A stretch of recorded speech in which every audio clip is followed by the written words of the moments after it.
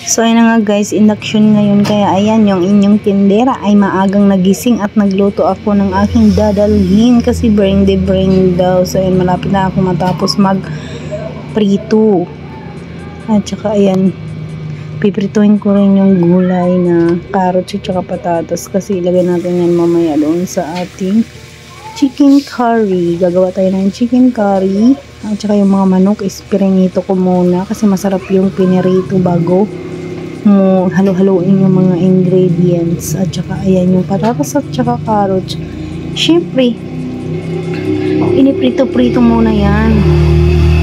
At saka lalagyan ko siya ng hotdog guys para dumami-dami kasi sa sobrang mahal ng gulay ngayon. Ayan kasi yung carrots at saka yung patatas sobrang mahal. Tapos ayan, nilagyan ko na lang ng hotdog para dumami-dami naman yung ating chicken curry, no? Para kasi dadalhin natin yan sa school mamaya. Pagtingin ko sa pritong manok parang ang kunti lang ng 2 kilo. Ngayon grabe talagang mahal. Kaya ayan, pinanlagyan ko ng hotdog para dumami yung ating chicken curry. Tapos ayun pala guys, nagisa-gisa na tayo at saka naubos na nga pala kami ng sibuyas dito sa bahay, kaya ayan, bawang na lang yung nagisa ko. Pero hayaan mo na yan, maging chicken curry pa rin yan kahit walang sibuyas. O diba? Ayan na nga, at nagrambula na silang lahat at hinalo-halo ko na at nilagay ko na rin yung syempre yung gata. Hindi magiging chicken curry yan kung walang gata at saka curry powder. O diba? Ayan, hinalo-halo na natin at antayin lang natin yan kumulo. May timpla na yan. Nilagyan ko na yung timpla para sumarap na siya. O diba, ang dami na. Dumami siya guys dahil sa hotdog, carrots, at saka patatas. O diba, ang gulay ngayon napakamahal na. Yung patatas is 200 pesos. Carrots naman ay 180 ata yun. Kaya ayan, kunti lang. Inaantay ko lang yung parang mawala yung sabaw niya. Kunti lang natin yan. Parang ganyan lang yung style niya. O diba, tapos agad. Ayan na, ready na natin yung ating dadalhin sa school para mamaya hindi naman tayo mahiya po pumunta na may dala tayo. Char. Hindi kagaya nung kay Alter na wala talaga kaming dala at saka hindi ako updated doon. Diba? Susunod na lang ulit. At saka ayan na nga guys, nandiyan na kami sa school. Ayun, pagdating kami sa school ay ayan, nag-uumpisa na yung program. Hanggang nood lang muna tayo ngayon. Tinanggal ko na yung mga music kasi nga is baka tayo ay ma-copyright. Ayan, pagpasensyahan nyo na yung minsan yung aking voice over guys ha, kasi nga is maingay talaga. Hindi walang dito sa amin, walang privacy. Maingay at saka maraming sasakyan na dumadaan-daan. Diba? Ang galing nilang sumayaw. Ayan, kagaya yan mamaya ng mga parents nagsabi pa ng host dyan ay ang galing daw ng mga estudyante. Tapos pagkatapos niyan yung mga parents naman yung pasabihin kung magaling ba rin ba silang sumayaw. O diba? Nood muna tayo kasi ako naaliw ako sa panonood ko. Naaliw ako kasi nag-video rin. Alam niyo ba guys, yung kabataan ko pa, sumasali din ako sa mga ganyan-ganyan. Magaling rin ako sumayaw ng ganyan. Ballroom dancer. Dancer dito guys. Char. Hindi, nung elementary pa ata ako naalala mo na sumali rin ako sa ganyan. Tawag dyan is ballroom. Ay, ballroom yan. Kasi nakatry din akong sumayaw ng ganyan. Lambada naman yung sa amin. Oo, lambada. Yung Diana yung music nun. Pero nung tumuntong tuloy ako ng high school na ako is parang hindi na ako nakasali-sali kasi yung inanuhan namin na school is private yun, tapos parang exclusive lang yun sa mga taga doon sa kanila. Hindi naman ako taga doon, hindi masyado kilala, kaya hindi na ako nakasali-sali sa mga ganyan, mga sayaw, kung ano-ano pa.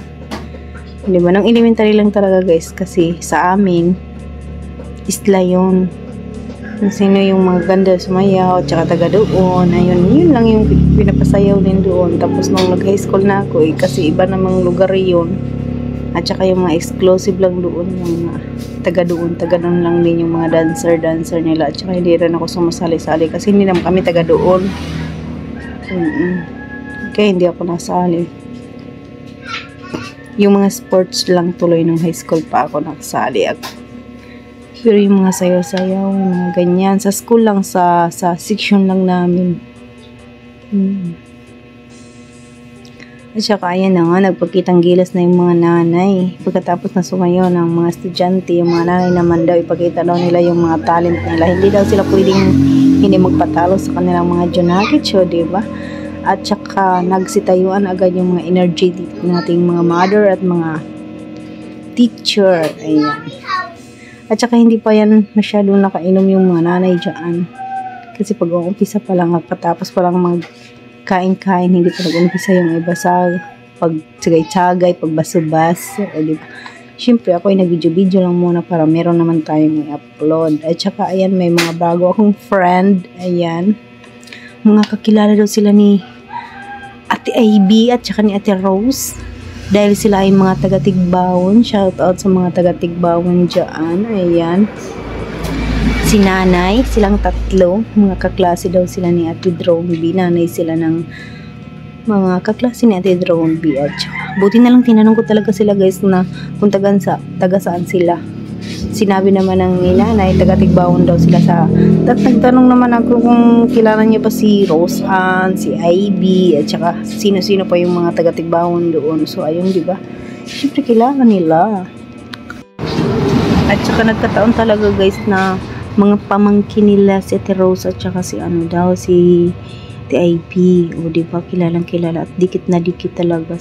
Nagtaka nga sila nga bakit kilala ko si Rose bakit chicha mapula. O diba.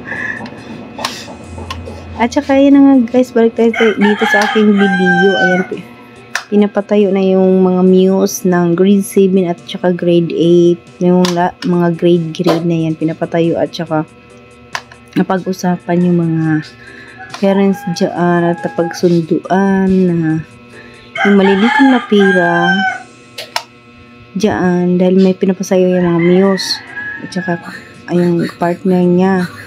Yung malilikom na pira dyan is i-donate para paggawa ng extension ng covered court kasi kami yung nilagyan ng amin ng lamesa dyan is maputik, sobrang putik at saka napasok yung tubig at saka hindi naka-flooring yung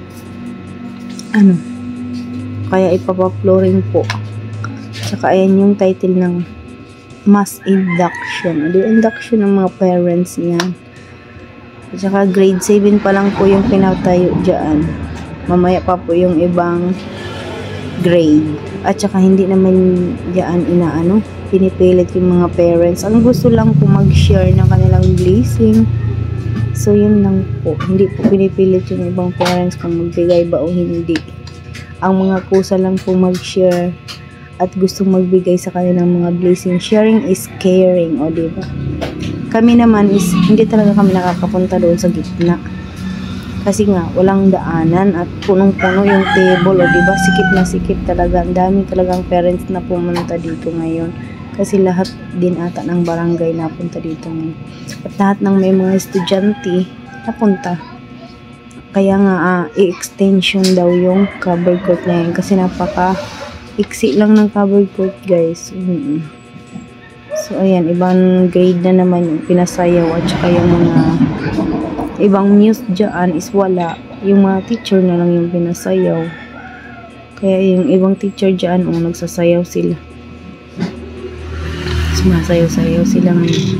Kasi yung ibang muse is hindi nag-attend. Hindi naman lahat ng parents is nag-attend, diba? Kasi yung iba is meron din iwan. Kasi yung kapatid ng ko dito, hindi siya nag-attend. Ako lang at saka si Belia. Nag-attend kami para sa aming mga anak. Supportive mother. O, supportive mother. Ayan na guys, grade 12 na ata yan dyan, or grade 11. Grade 11 at saka grade 12 yung kami is nilagay na lang namin yun sa lalagyan bago si Sir yung pumunta doon at nagdala ng aming mga share. Kasi hindi kami nakakapunta doon nga. Kasi nga, maano nga dyan, maputik. Nag-video-video na lang ako at saka nag-enjoy na lang kami dyan sa may table namin. At saka, sabi nga yan, mga kasamahan ko dyan, huwag na tayong pumunta doon sa gitna. Kasi, maputik na at walang madaanan. Kaya dyan na lang din kami nagsatsa-tsa, nagdisko-disko. Pero mamaya, makapunta yun doon ako mamaya. Sa ano kasi nag-attendance ako kay Dretch para sa grade 9 ko. Nag-attendance ako, nakapunta ako mamaya dyan sa gitna na yan. Antayin nyo. So, ayan. Also yan dito guys, yung sayaw-sayaw na ganyan, yung parang kuradang-kuradang ba. Ayan, ganyan-ganyan. Uso yan dito, tapos hagis-hagis ng pera. Ayan. Uso yan dito, napaka, ano yan, dito sa Samar. Ngayon, dito lang ako nakakita ng ganyan. Yung kuratsa mayor, kuratsa minor, ayan, may mga kuratsa ba. Pero sa amin yung mga ganyan, wala na yan doon. Wala na nga yan doon sa Masbate, yung baile-baile ata yun. Ayan, parang wala na yun. Tsaka ayan eh guys, so dyan lang kami nagsayaw-sayaw, nagdisko-disko sa aming mesa kasi nga maano dyan, maputik ko, damo lang siya. Pero maputik yan at malambot yan dyan. Kaya yan yung na dapat i-flooring daw. O, diba? Nag-enjoy na rin ako. Kahit dyan lang ako nakasteady at hindi nakakapunta doon sa sa gitna ng plaza. Ayan. Hanggang video na lang po tayo. O, diba? At saka doon lang sa may mesa. Makikayang tubig kanina yun dyan sa may mesa namin. Hindi ba? Punong-puno guys. Grabe yung mga parents. So, hindi nagpapaano kahit tanghali at umuulan. Basta makasayaw lang. At saka nakatagay na. O, diba? Hala, talon-talon lang kayo dyan. Sige, enjoy lang po tayo. Enjoy na enjoy yung lahat. Tsaka yung iba, yung mga hindi rin gusto sumayaw, ayan, nakaupo lang sila at nagtatagay lang. Di ba kasi hindi pa dyan nag-attendance yung iba, kaya nag-i-enjoy pa yung mga parents.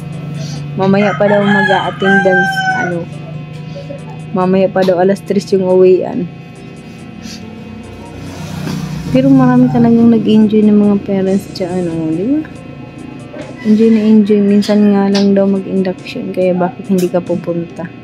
At hindi ka makipag-enjoy dahil ngayon lang to, isang beses lang yung anak mong mag-high school or mag-grade 9 or mag-grade 8, mag-grade 11. Pag tumanda naman yan, hindi na yan mag-grade 9 or grade 8. O, di ba na? Nakaupo lang kami tayo. Enjoy rin sila nanay. O, ito yung mga kasama namin dito. Enjoy rin kahit dyan lang sa upuan. O, di ba? Pagkiay-kiay, sabi ko dyan na lang kayo at bibidyohin ko kayo. Maputik talaga dyan guys. Kaya naka-steady lang kami dyan. O, so, ayan na. At ako'y na dyan. Magpapaalam na. At nakapunta na ako sa gitna ng hindi na maputik. O, diba? Bye-bye na guys. Maraming salamat sa mga nanonood. Thank you so much. God bless you all.